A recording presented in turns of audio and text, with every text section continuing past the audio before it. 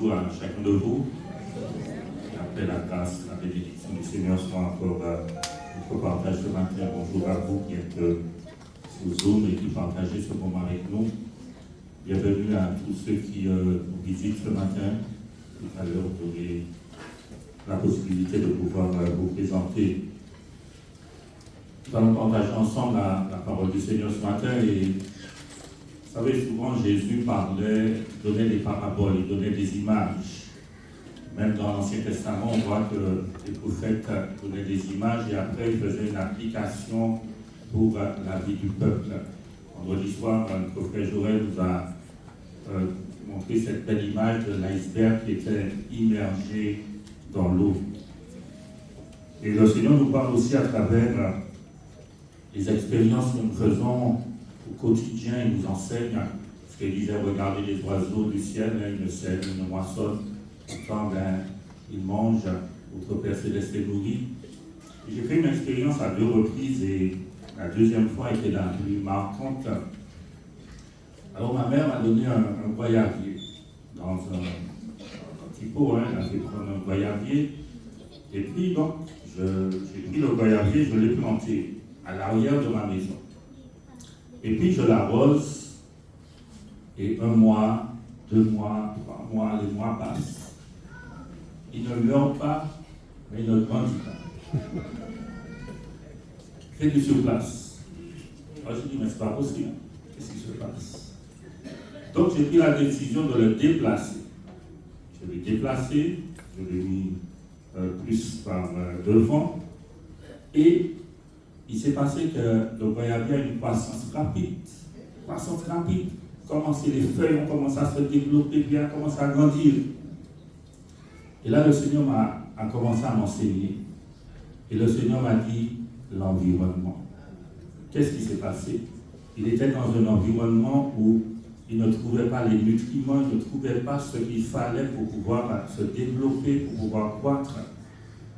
Mais quand il a changé d'environnement, il a trouvé tout ce qu'il fallait pour sa progression.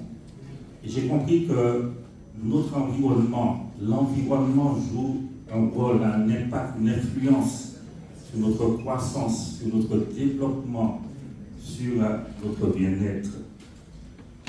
Alors l'environnement, c'est quoi? Lorsqu'on regarde la définition de l'environnement, il est dit que c'est ce qui se situe autour de nous, ce qui se situe autour, ce qui nous entoure.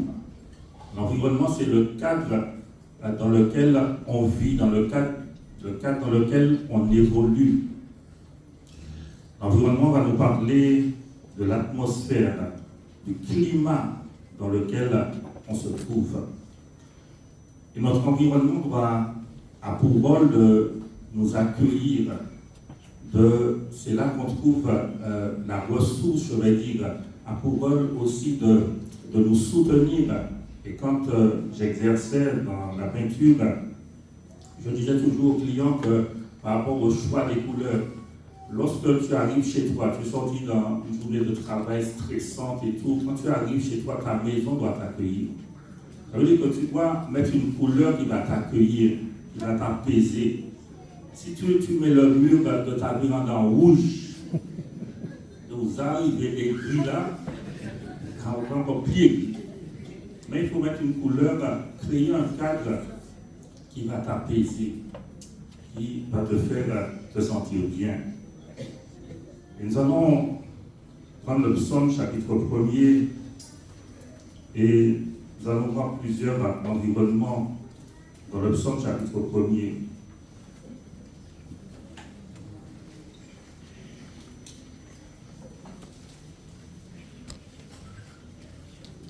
Psaume chapitre 1er nous dit « Heureux l'homme qui ne marche pas selon le conseil des méchants, qui ne s'arrête pas sur la voie des pécheurs et qui ne s'assied pas en compagnie des moqueurs, mais qui trouve son plaisir dans la voie de l'Éternel et qui la médite jour et nuit. Il est comme un arbre planté près d'un courant d'eau qui donne son fruit en sa saison et dont le feuillage ne se flétrit point. Tout ce qu'il fait lui réussit. Il n'en est pas ainsi des méchants. Ils sont comme la paille que le vent dissipe. C'est pourquoi les méchants ne résistent pas au jour du jugement, il est pécheur dans l'assemblée des justes. Car l'Éternel connaît la voie des pécheurs, des justes, pardon, et la voie des pécheurs mène à la ruine. Et le livre des psaumes est composé de 150 psaumes. Hein, et voyons que les psaumes, ce sont des prières, il y a des chants, il y a des plaintes, etc. Et les psaumes nous parlent en fait des choses de notre vie quotidienne. Et le livre des psaumes aborde, je vais dire, tous les sujets, tous les thèmes de la Bible. On a même surnommé le livre des psaumes, on a dit que c'est une petite Bible dans la Bible. Et le psalmiste commence par dire heureux. Donc, premier psaume, premier mot, heureux. Heureux. En fait, il y a possibilité pour l'homme, pour la femme, heureux. Quand il dit heureux l'homme, c'est heureux l'homme, heureux la femme. Il y a possibilité pour l'homme de pouvoir connaître le bonheur, de pouvoir être heureux. Et là, il ne parle pas à tout le monde, il parle de manière individuelle. Heureux l'homme, heureux, on pourrait dire la femme. Et Dieu veut mon bonheur. Est-ce que tu le vois? Dieu veut mon bien-être. Dieu n'a pas mis l'homme, la femme, Dieu n'a pas mis l'être humain sur la terre pour qu'il soit malheureux, pour qu'il soit misérable. Dieu veut notre bonheur, Dieu veut notre bien. Et souviens-toi, quand Dieu a créé l'homme, avant même que l'homme arrive, Dieu avait déjà établi son environnement. Et lorsque l'homme est arrivé, il est arrivé dans un environnement qu'il a accueilli. Il y avait de la ressource. Cet environnement-là avait pour rôle aussi de le soutenir, de faire en sorte qu'il soit bien, qu'il soit épanoui, n'est-ce pas?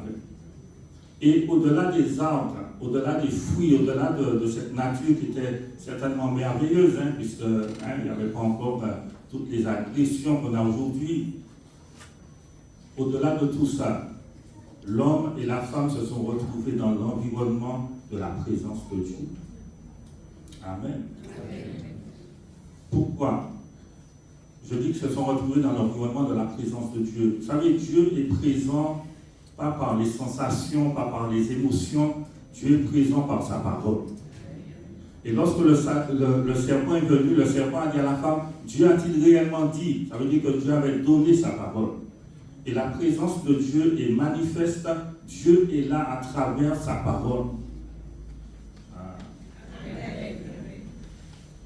Aujourd'hui, je n'ai rien senti, je n'ai pas eu de frisson. Dieu est présent par sa parole enseignée et par sa parole appliquée. Si la parole est enseignée dans la vérité, si la parole est appliquée, Dieu est présent. Je n'ai pas besoin de sentir des choses. Alors c'est bien, il y a des fois où on sent vraiment la présence de Dieu nous toucher, nous environner. Mais même quand tu ne sens rien, il est là. Amen. On a chanté ce merveilleux chant, matin, midi, au soir. Merci pour nos bien-aimés haïtiens qui composent des chants créoles. Il faudrait que nous aussi puissions composer des chants créoles, parce qu'on est des créoles. Pas un qui chante des chants sur YouTube, machin.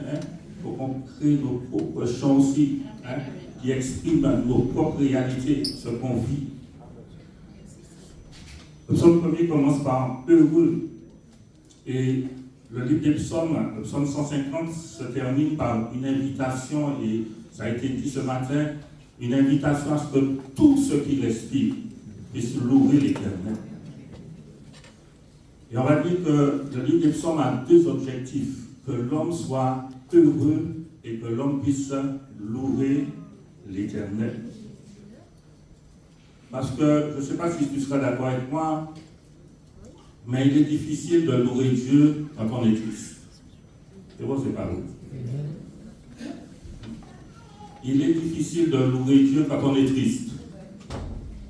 On veut dire qu'on est super spirituel. Après, même quand je suis triste, je loue Dieu. Jacques 5, verset 13 dit, si quelqu'un est dans la joie,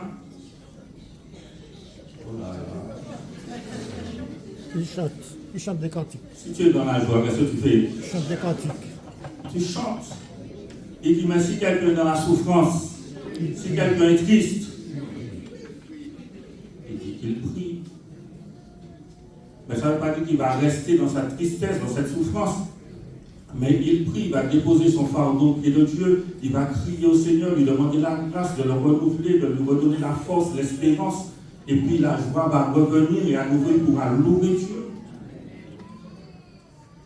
Mais c'est difficile de demander à quelqu'un qui est triste, qui est en souffrance, de pouvoir chanter, de pouvoir louer Dieu. Et c'est pour ça qu'il commence par heureux. C'est-à-dire que je dois être heureux. Je dois vivre ce bonheur. Parce que je ne peux pas dire à l'autre, viens louer Dieu, et puis il me voit, je suis triste. Il va se dire, ah, bon Dieu va rendre triste. Ça ne va pas l'attirer, n'est-ce pas vrai? Si tu dis à quelqu'un, viens louer le Seigneur avec nous, mais c'est la vie chrétienne, c'est pas facile. Hein? Mais non. Mais s'il voit que tu es heureux, tu transmets cette joie, ça va lui donner aussi envie de venir louer Dieu avec toi.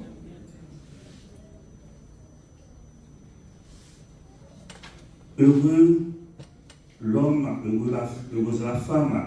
Parole de vie dit, voici l'homme heureux. Voici l'homme heureux. C'est comme s'il nous présente les caractéristiques de celui qui va vivre ce bonheur, ce bien-être, cette satisfaction. Nous allons voir que le bonheur, le bien-être de l'homme est en relation avec son environnement. Je dis en relation avec son environnement, pas dépend de son environnement, mais est en relation avec son environnement. Un homme a dit ceci, il a dit que nous sommes le fruit de notre environnement. Nous sommes le fruit de notre environnement. D'une manière ou d'une autre, notre environnement va nous influencer, aura un impact sur nous. Notre environnement va influencer nos pensées, nos paroles, notre conduite, nos attitudes, nos actions, nos réactions. Peut-être tu as déjà expérimenté ça, ceux qui habitent en campagne. Tu fais une lessive, tu étends tes vêtements à l'extérieur, et puis le voisin a une merveilleuse idée, ou la voisine. Il va faire un feu. Hein? Et puis quand tu reviens, tu récupères tes vêtements, qu'est-ce qui se passe? Et je dis que le feu a de l'influence à deux niveaux. Premièrement, quand tu vas récupérer tes vêtements, tu vas prendre l'odeur de la fumée. Donc il y a une influence sur le vêtement. Mais le feu a eu aussi une influence sur toi. Parce que quand tu vas récupérer tes vêtements, tu vas prendre l'odeur de la fumée, tu vas éclater en louange. Hein? Et tu sais quelle chose tu vas chanter? Pour qui moi? Pour qui c'est moi? Ça m'en fait. Comment les voisins ici? Non, c'est pas ça. Donc, ton environnement extérieur a de l'influence sur toi. Il nous parle de premier environnement. Il dit, heureux l'homme, et à la forme négative, il dit qu'il ne marche pas selon le conseil des méchants. Premier environnement, le conseil des méchants. À qui tu demandes conseil? Qui est ton conseiller? Quand tu es dans l'épreuve, quand tu vis un moment difficile, quand tu dois faire des choix, des décisions, tu dois prendre des décisions, à qui tu demandes conseil? Qui est ton conseiller? Job chapitre 2, verset 9, Job, connaissant l'histoire de Job, Job, il a tout perdu, il a perdu toutes ses richesses, il a perdu aussi tous ses enfants. Et sa femme aussi a tout perdu, parce qu'on dit Job a tout perdu, mais sa femme aussi a tout perdu. Et sa femme va l'observer dans cette épreuve, dans ce moment terrible. Et sa femme ne va pas comprendre son attitude. Parce que la Bible dit que malgré tout ce que Job vivait là, il a continué à bénir Dieu. Sa femme ne comprend pas son attitude et peut-être aussi que sa femme le tient pour responsable de ce qui est arrivé. Et sa femme va lui dire, Job, j'ai un seul conseil à te donner. Pas deux, hein. Un seul conseil. Et en français, on dit, tu ferais mieux de maudire Dieu et de mourir. Ça t'a servi à quoi d'être intègre? Ça t'a servi à quoi de marcher dans l'obéissance? Regarde ce qui nous arrive là aujourd'hui. Et si Job avait suivi ce conseil, tu sais ce qui allait se passer? S'il avait suivi le conseil de sa femme, il proclamait la victoire de Satan. Parce que Satan avait dit, oblige tous ses biens, etc. Et tu vas voir qu'il va te maudire en face. Donc si Job avait fait ça, il proclamait la victoire de Satan. Satan avait gagné. Il y a un serviteur qui avait dit une fois, Madame, les femmes, vous passez à la mariée, en bon conseil, pas bailler en mauvais conseil. Ok, vice versa. David, à un moment donné, se trouve dans une grotte. David fuyait Saül. Saül le poursuivait, voulait le faire mourir. Et David est avec ses hommes dans cette grotte. Et Saül est arrivé avec ses hommes. Et Saül, la Bible dit qu'il est entré dans la grotte pour se couvrir les pieds. Donc il a eu un besoin pressant. Il est entré dans la grotte.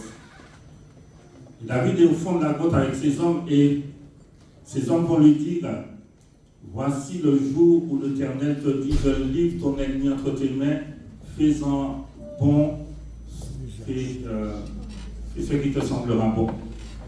On peut lire ça pour ceux qui ne connaissent pas, vous pouvez noter 1 Samuel 24, versets 5 à 8. Donc, ces hommes vont lui donner un conseil. Ils vont dire, mais venge-toi pour souffrir, ça lui a fait souffrir, vengez-toi. Et qu'est-ce que David a dit? David, la Bible dit qu'il il a pris son épée, il a coupé un morceau du vêtement et son cœur s'est mis à battre. Il a dit, je ne toucherai pas loin de l'Éternel. Et la Bible nous dit, ne vous vengez pas vous-même, à moi la vengeance, à moi la rétribution.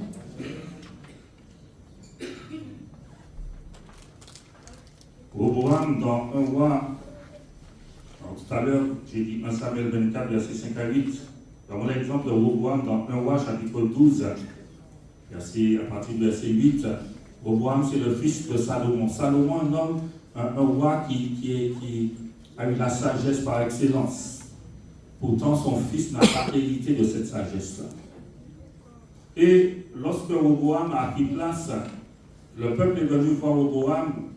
Et le peuple a dit à Roboam, écoute, ton père était un patron qui était dur. Avec ton père, on travaille 45 heures par semaine. Donc, il va nous 35 heures. Et Roboam a demandé conseil aux anciens, à ceux qui étaient avec son père, aux sages. Et les anciens lui ont dit, mais si tu écoutes le peuple, si tu fais ce qu'ils te demandent, ils vont même faire quand ils vont faire des heures supplémentaires, ils vont pas rechigner. Et la Bible dit qu'il a laissé le conseil des sages. Il a été voir les jeunes de son âge. Et les jeunes de son âge lui ont dit, écoute, tu vas dire au peuple que mon petit doigt est plus gros que le bras de mon père. Donc, 45 heures de travail chigné, de traîner 55 heures. Qui sont tes conseillers? Auprès de qui tu prends conseil? Je ne peux pas comprendre que quelqu'un qui dit qu'il marche avec Dieu, quelqu'un qui se dit chrétien, prenne des conseils auprès de personnes qui sont inconverties. Ce n'est pas possible. Alors, je ne dis pas que ça ne peut pas arriver pour les choses de la vie et tout, mais en ce qui concerne la vie chrétienne, la vie spirituelle, ce n'est pas un païen qui va te donner des conseils. Ou ta marche avec Dieu. Et dans nos différentes situations de vie, bien aimés, dans nos choix, nos décisions, nous devons rechercher le conseil de Dieu. Nous devons aussi nous entourer d'hommes mûrs, de femmes mûres, d'hommes sages, de femmes sages, qui vont nous donner de bons conseils. Et puis, nous trouvons tous les conseils dont nous avons besoin, bien aimés, dans la parole de Dieu, n'est-ce pas? Psaume chapitre 16, verset 7. Psaume 16, verset 7, il est dit: je bénis l'Éternel, mon conseiller, et qu'il a lui-même mon cœur m'exhorte. Dans le psaume 119, verset 24. Le psaume 119, verset 24.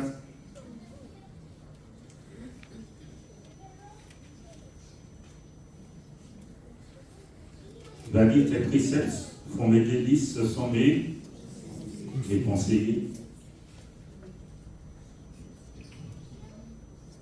Marcher selon le conseil des méchants, ça c'est un premier environnement. Deuxième environnement, il parle de s'arrêter sur la voie des pécheurs. Il va parler de notre conduite, de nos comportements, de nos attitudes. Et en fait, on agit comme celui qui connaît la parole, mais qui refuse de s'y soumettre, qui refuse d'y obéir. Et on voit qu'il y a une progression. Premièrement, la marche, et puis on s'arrête. Hein? Et puis après, il dit, troisième environnement, on finit par s'asseoir. On s'installe. Donc on s'installe dans le mal. On s'installe dans la désobéissance. Il dit, s'asseoir, on revient au psaume premier, s'asseoir en compagnie des moqueurs. Le moqueur, c'est celui qui méprise Dieu, qui méprise sa parole. Le moqueur, c'est celui qui méprise les autres, c'est celui qui est arrogant. Et il parle de la compagnie des moqueurs. Et souviens-toi, la dernière fois, on a vu que les disciples avaient dit à Jésus: où demeures-tu, parce qu'on veut être avec toi.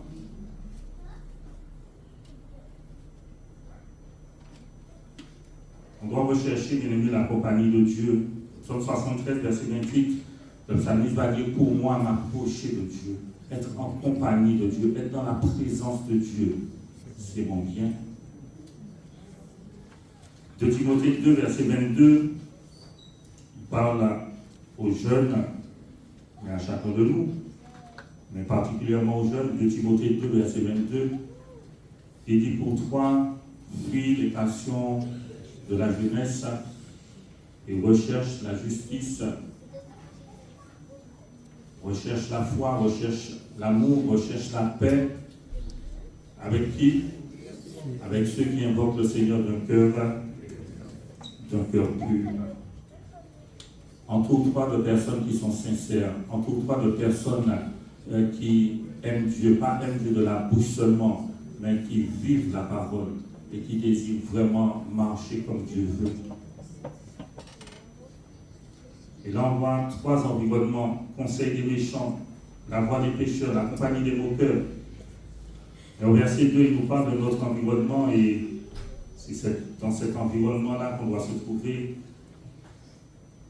Il dit: mais qui trouve son plaisir où ça? Dans la loi de l'Éternel, et qui la médite jour et nuit. Donc, notre environnement, c'est la loi de l'Éternel, c'est la parole de Dieu. C'est dans cet environnement-là qu'on doit se trouver tout le temps. Il dit jour et nuit, matin, midi, au soir, constamment, on doit être dans la parole, imprégné, imbibé de la parole. On doit devenir des lecteurs de la parole, des étudiants de la parole. Et il donne cette image, il dit qu'il est comme un arbre planté près d'un courant d'eau, littéralement un arbre qui est entouré d'eau. Et l'eau, c'est le symbole de la parole. Si un homme naît d'eau et d'esprit, ce n'est pas l'eau de la mer ou de la rivière. Si un homme naît d'eau, l'eau de la parole. Donc, constamment, on doit être dans la parole de Dieu. Regarde ce que Dieu disait à son peuple dans le livre de Deutéronome, chapitre 6. Le peuple était encore étaient en train de faire la traversée, ils n'étaient pas encore arrivés à Canaan. Et il leur donne ces instructions. Deutéronome chapitre 6, versets 4 à 9. Deutéronome 6, versets 4 à 9. Il dit, écoute Israël, l'Éternel, notre Dieu, est le seul l'Éternel. Est le seul Éternel. Tu aimeras l'Éternel ton Dieu de tout ton cœur, de toute ton âme et de toute ta force. Il dit, ces commandements que je te donne aujourd'hui seront dans ton cœur. Tu les inculqueras à tes enfants et tu en parleras quand tu seras dans ta maison, quand tu iras en voyage, quand tu te coucheras et quand tu te lèveras. Tu les liras comme un signe sur tes mains et ils seront comme des frontaux entre tes yeux. Tu les écriras sur les poteaux de ta maison et sur tes portes. C'est un verset qu'on ne tacle pas nos maisons avec des versets. Hein. Normalement, nos maisons doivent être remplies de versets. Mais il lui dit, en tout temps, le matin, tu dois parler de la parole. Le soir, quand tu voyages, à tout moment, il dit, mettez pas, on a écrit en langue nombreux, un truc accroche à tes mains, quand tu es la parole, mettez gouvernancier, hein? Mais sous ton front, mais si c'est sous ton front, tu ne vas pas voir, mais c'est l'autre qui va voir. Hein?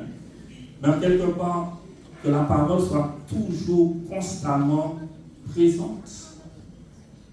Et dans toutes les pièces de la maison, tu peux avoir une Bible. Hein? Tu mets une Bible dans les toilettes, parce que quand tu es assis là, tu prends un certain temps. Hein? Pas aller assis et puis portable, mais une Bible là. Tu as le temps de lire 2-3 versets, tu as le temps de lire un chapitre. Hein? C'est des fois on s'assied là et puis on reste une demi-heure là, puis ça n'emporte à lui. En quelques secondes, tu as fini, mais prends ce temps-là pour lire la Bible. Mets une Bible dans ta voiture quand tu as un petit moment, ben, tu es là, tu ne fais rien. Mets tes portables à l'autre côté, prends la Bible.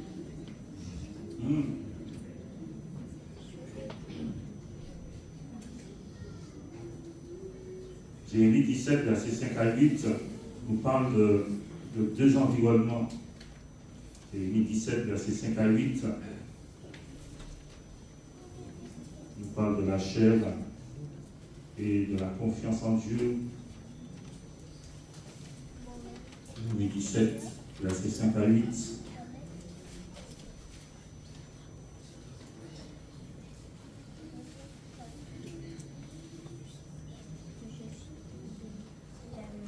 Il dit ainsi par l'Éternel, maudit soit l'homme qui se confie dans l'homme et qui prend la chair pour son appui et qui détourne son cœur de l'Éternel.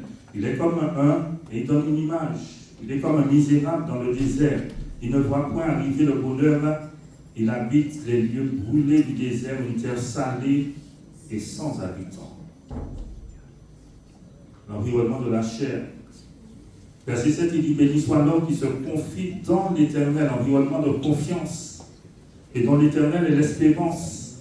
Il est comme un arbre planté près des eaux et qui étend ses racines vers le courant. Il n'aperçoit point la chaleur quand elle vient, et son feuillage reste vert. Et il dit, dans l'année de la sécheresse, il n'a point de crainte et il ne cesse de porter du fruit. Donc on peut être dans un environnement d'incrédulité. Vous savez, même Jésus, à un moment donné, il est dit qu'il y a un lieu où il n'a pas fait beaucoup de miracles. Hein. Pourquoi? Parce que tout le monde l'a vu naître, tout le monde l'a vu grandir. Hein. Jésus, le fils du charpentier, il a dit qu'il n'a fait aucun miracle, il a fait seulement quelques guérisons. Il y avait un environnement d'incrédulité. Lorsque Moïse a envoyé les 12 espions, parmi les 12 espions, il y a 10 qui sont revenus, qui ont emmené un environnement d'incrédulité. Ils ont dit au peuple, si nous allons là, ça finit pour nous, nous avons. Il n'y a que 2 qui sont restés dans la foi. Qu'est-ce qui s'est passé? C'est-à-dire que ce que nos yeux voient, c'est notre environnement. Mais on ne doit pas laisser ce que nos yeux voient influencer. On doit être dans cet environnement de la présence de Dieu. dans cet environnement de la confiance en Dieu, dans cet environnement où on s'appuie sur les promesses de Dieu. On peut voir ça lorsque... C'est pour ça que tout à l'heure j'ai dit que notre état est en relation avec notre environnement, en relation, pas dépend. Tu regardes Paul et Silas dans Acte 16, verset 25. Paul et Silas se retrouvent dans une prison, en prison. L'environnement, c'est quoi? Qu'est-ce qu'il y a autour d'eux? Ben, ils sont enfermés, c'est des cris, c'est des malfrats. Hein? Mais qu'est-ce qui va se passer? Ça, c'est l'environnement physique, matériel. Mais eux, ils vivent dans un autre environnement. L'environnement de la présence de Dieu. La Bible dit qu'ils se mettent à prier et à chanter. Et qu'est-ce qui se passe? Ils transforment la prison, qui est un lieu de condamnation, ils transforment la prison en un lieu de salut. Et dans le psaume 84, il est dit que lorsqu'on traverse la vallée des pleurs, la vallée des larmes, la Bible dit que si tu te confies en Dieu, tu transformes ce lieu-là en un lieu plein de sources. Ça veut dire que tu ne dois pas laisser l'environnement immédiat, l'environnement matériel, influer sur toi. Mais c'est l'environnement de la présence de Dieu, de la parole de Dieu en toi qui doit influer sur l'environnement matériel. Est-ce que tu es d'accord avec ça? Psaume 84, versets 6 à 8. Dans le livre de l'Apocalypse, quand le Seigneur parle à l'église de Pergame, il leur dit, je sais où tu demeures. Je sais que là se trouve la synagogue de Satan. Donc c'est là qu'ils habitaient, c'est là qu'ils étaient. Donc, il y a des moments où tu habites dans un lieu. Est-ce qu'on choisit ses voisins? Hein? Pas toujours. Tu habites dans un lieu, des fois tu arrives et tu étais seul. Hein? Ah, c'était bien. Et puis le voisin a commencé à rire. Hein? Mais tu es là, tu es dans cet environnement-là. Si tu as les moyens de partir, d'aller acheter au repas, ok. Si tu n'as pas les moyens, tu es obligé de rester là, d'accord? Mais qu'est-ce qui va se passer? Les voisins ont la capacité, voisine, de te rendre triste, de mettre aigri, de faire énerver corps. Mais si tu restes là, dans cet environnement-là seulement, mais tu dois te mettre dans l'environnement de la présence de Dieu. Et c'est toi qui dois influer sur cet environnement-là. Mais bien des fois, notre état, notre humeur dépend de l'environnement qui nous entoure. Des fois au travail, il y a beaucoup, s'ils pouvaient, ils seraient déjà partis, mais tu ne peux pas partir. Tu ne peux pas partir, tu as besoin du salaire. Mais il y a une tension, il y a des collègues, il y a un environnement qui n'est pas agréable. Mais reste dans l'environnement de la présence de Dieu, de la parole de Dieu. Vous savez, quand on suit les actualités, en Iran là, il y a toute une armada, hein? Comment on dit? Armada. D'accord. Armada. Donc ils sont entourés là. Donc il y a un environnement de guerre. Il y a un environnement de menace. Et les journalistes disent que les Iraniens continuent à vivre comme d'habitude. Comme d'habitude. D'accord? Vous savez, il y a des pays qui sont habitués avec cet environnement de guerre. Habitués, bombe à tomber, habitués avec ça. Donc, ils se sont adaptés et ils vivent avec ça. Mais si tu laisses à chaque fois ton environnement influer sur toi, tu seras toujours triste, tu seras toujours malheureux. Parce qu'on aura toujours des difficultés, on aura toujours des problèmes, on va toujours connaître des situations difficiles. Ton voisin est là pour un bon petit moment. C'est fort, c'est pas qu'à mon pièce. Non, mais, non, je suis sûr que ça t'est déjà arrivé. Hein? Si après on se reprend, on dit non, je ne peux pas penser ça. Quand même. Ouais. Notre environnement peut nous influencer. Isaïe chapitre 6, verset 5, là, on connaît, Isaïe dit, j'habite au milieu d'un peuple dont les lèvres sont impures. Il dit, malheureusement, je suis un homme dont les lèvres sont impures. Mais qu'est-ce qui s'est passé? J'habite au milieu d'un peuple dont les lèvres sont impures. Donc son environnement a eu de l'influence sur lui. Donc si tu es tout le temps en train de parler avec des gens qui parlent mal des autres, à un moment, ça va t'influencer. Quand tu vas parler de mal aussi. Et des fois, tu regardes des enfants. L'enfant arrive et l'enfant tient un langage. Tu dis, mais c'est pas chez moi que l'enfant a cet langage-là.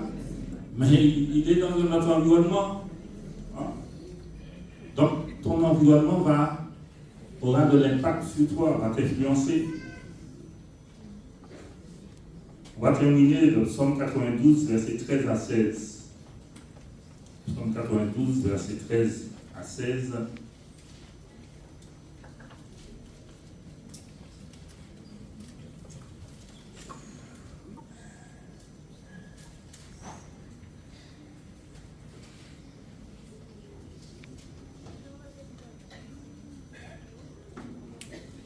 Il dit, les justes croissent comme le palmier.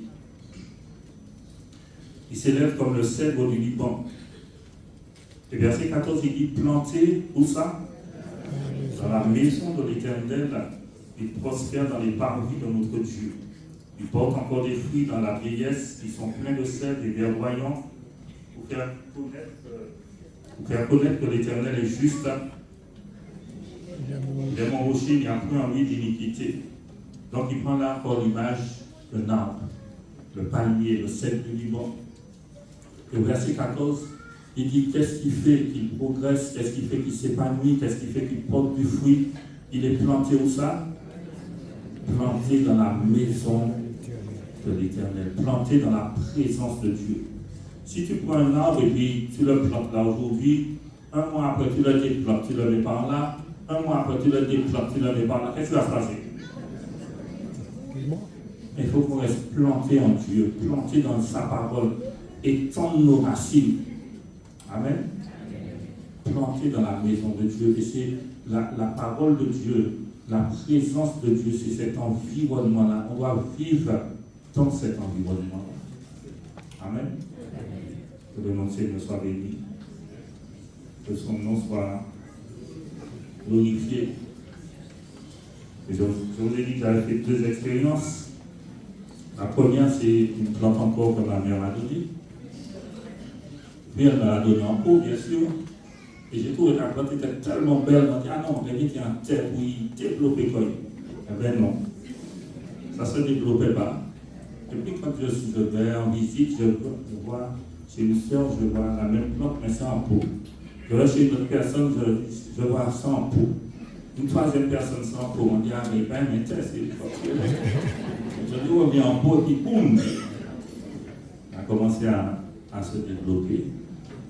Notre environnement est très important. Donc, veillons à être dans un environnement où Dieu est présent. Amen. Que soit béni. On va pouvoir remercier le Seigneur.